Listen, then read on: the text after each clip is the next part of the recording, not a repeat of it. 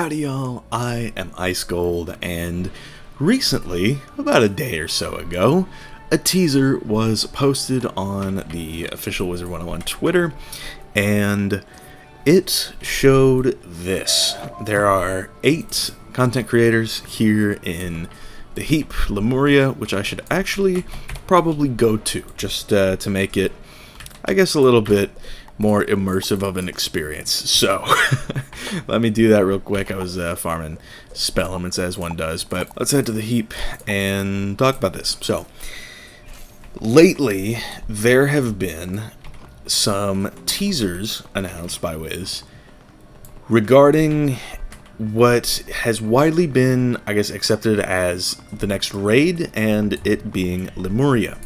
And this would track, because, you know, every raid takes a world from a new arc, and this is the 4th raid that they've dropped. But the heap is an interesting place, and so when, you know, these 8 content creators, myself included, we took the photo right here.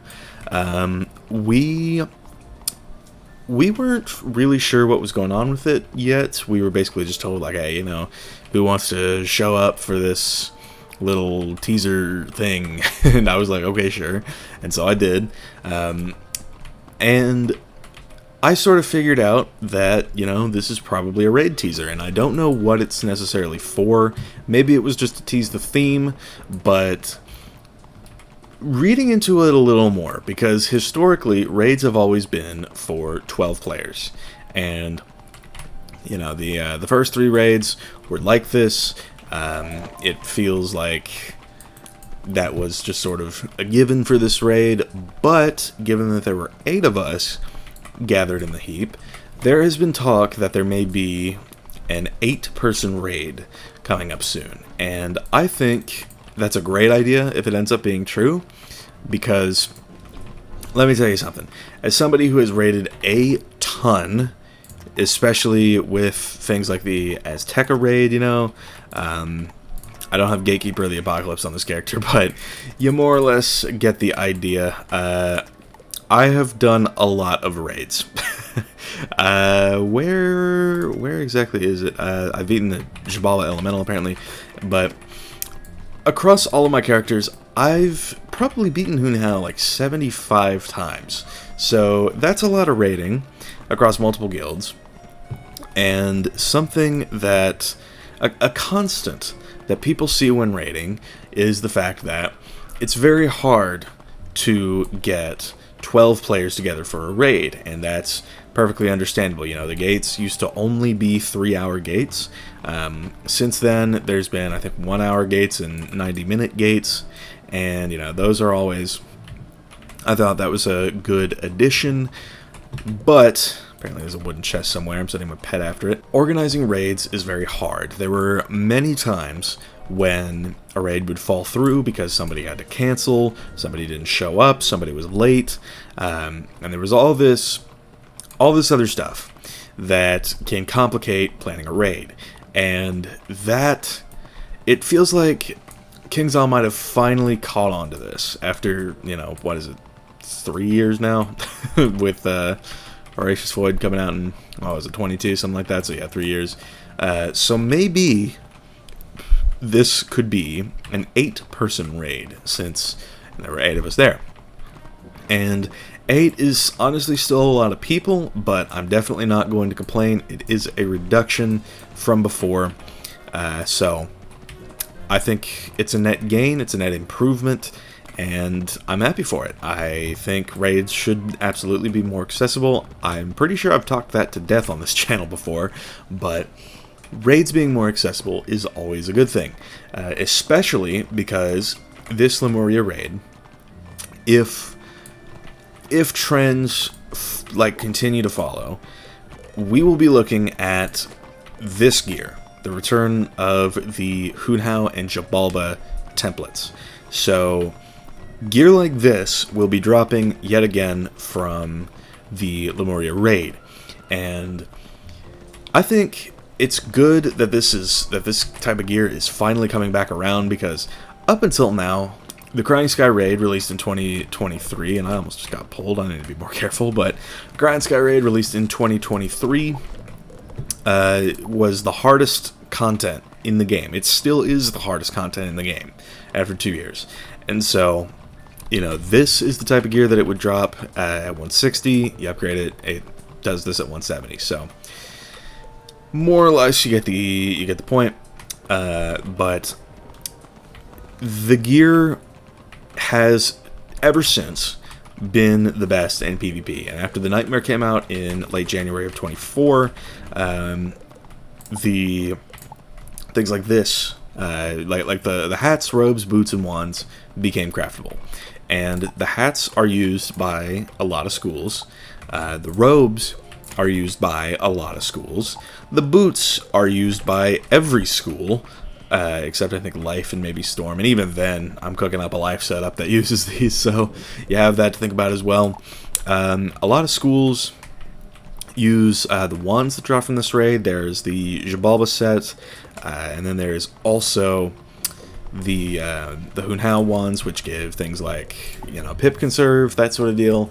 So just a quick little look at what each of the types of wands look like. And yeah, I mean, there's even schools that use the Aphames. Yeah, I mean, they're pretty good. The Hunhao amulet is also one that you see a lot of use. Balances use the Hunhao ring, and then most people are going to use the August Sage decks, but like the Hunhao decks were the best for a little while. So pretty much every single one of these pieces saw use from gear from that raid at least once in its span. Even the pets, you know, I even have this pet, the Dread Quetzal, that gives me a Pierce Aura. I used that for a little while. It was really, really good, and this also drops from the Crying Sky raid. So every single one of these pieces drops from the hardest content in the game, and forever it was really hard, and it's still hard. You still have to get like specific setups. And the way things are looking, it's about to get even harder, because the main guide that gets used for a couple of the bosses, you know, you use dot gambits, and those are allegedly going to be changing. King Zal has talked about like Fire Scion gambiting the dots instead of just like having it be a conditional. So that's probably going to be another thing that sort of sacks the raiding experience. So there is that to think about. And so, basically, what I'm trying to say in this long, roundabout way is that raid gear is going to become even harder to get. So, if trends follow, and this Lemuria raid brings us pretty much like this, with maybe a different item card, who knows, but this hat, like same stats, type beat, then with an 8-player raid, and presumably easier mechanics to like get used to and work around, because the devs have gone on record and said, you know, like the Crying Sky raid was overdone. Like they were super heavy about it, so they have resolved to not really make things that hard anymore. So all in all, I think this raid gear is about to become a lot more accessible, because with 8 players, you know, it'll be way easier to plan raids, so that's already a net bonus. And then there's also things to think about, like just, I guess it might be a more fun experience. It's not going to feel like pulling teeth. And another thing to think about, I don't know if I don't have any Faeriequeens stuff on this guy, but there's the Faeriequeens Horde Pack that is getting a second version in the summer. That pack pretty much gave the Xibalba set, and for a while, this, what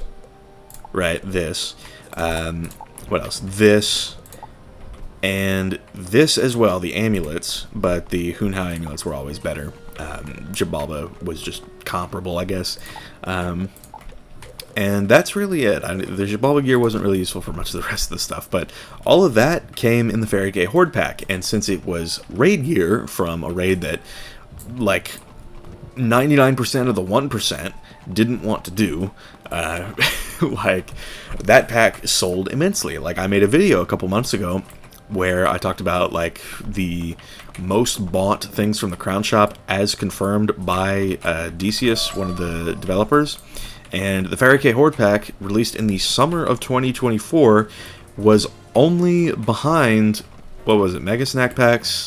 Something goofy like that. But yeah, that, for it to gain that status in half a year, like, it was very, very good. Obviously, the aesthetic played a major role in it. Like, people really loved the cute design to it, I guess. But for the raiders, not really the raiders, I guess, but for the people who wanted, like, really good stats on stuff for PvP, those people also bought the pack. So it was like a double whammy. So pretty much, people will be able to get this elusive set of gear for the very first time without it feeling like pulling teeth, without it, you know, falling through because people cancel in the raid, that sort of thing. There'll be less of that because there's less people and presumably more flexible roles. That was another thing in the Crying Sky raid. It's like, I still have my dorm set up around here somewhere. This, yeah, the Macabre Eon Ring,